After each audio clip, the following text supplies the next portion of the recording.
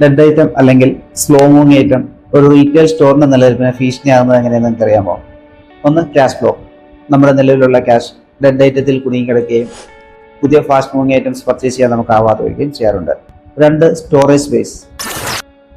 Display സ്പേസിന്റെ നല്ലൊരു ഭാഗവും ഡെഡ് ഐറ്റം എടുക്കുകയും പുതിയ ഫാസ്റ്റ് മൂവിങ് പ്രൊഡക്റ്റുകൾ നമുക്ക് ഡിസ്പ്ലേ ചെയ്യാൻ സാധിക്കാതെ വരികയും ചെയ്യാറുണ്ട്.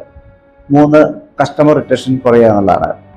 ഡെഡ് സ്റ്റോക്ക് അല്ലെങ്കിൽ സ്ലോ മൂവിങ് ഐറ്റംസ് കൂടുതലുള്ള ഷോപ്പുകളിൽ റിപ്പീറ്റഡ് കസ്റ്റമർ റേഷ്യോ തീരെ കുറവായിരിക്കും. നാല്, false profit illusion. Dead stock items കൂടുതലുള്ള ഷോപ്പുകളിൽ കൃത്യമായ പ്രോഫിറ്റ് കാൽക്കുലേഷൻ നടക്കണമെന്നില്ല.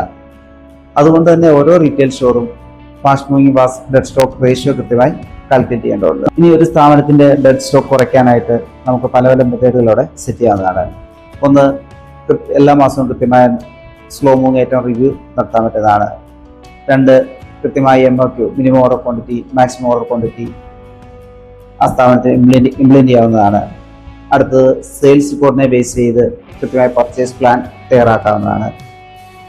കൂടാതെ നിലവിലുള്ള ഡെഡ് സ്റ്റോക്കുകൾ bill base offer, item base offer, 1+1 offer, combo offer, ഇങ്ങനെ പല പല ഓഫറുകൾ വഴി സെയിൽ ചെയ്ത് കൃത്യമായ ഒരു ലാഭം ഷോപ്പിലെത്തിക്കാൻ പറ്റുന്നതാണ്. ഇക്കാരണങ്ങൾ കൊണ്ടൊക്കെ തന്നെ ഒരു സ്ഥാപനത്തിന്റെ സ്ലോ മൂവിങ് കുറയ്ക്കാനും പ്രോഫിറ്റ് സ്ഥിരത കൈവരിക്കാനും ഡിജിപോസ് ബില്ലിംഗ് സോഫ്റ്റ്വെയർ നമ്മൾ സജസ്റ്റ് ചെയ്യുന്നത്.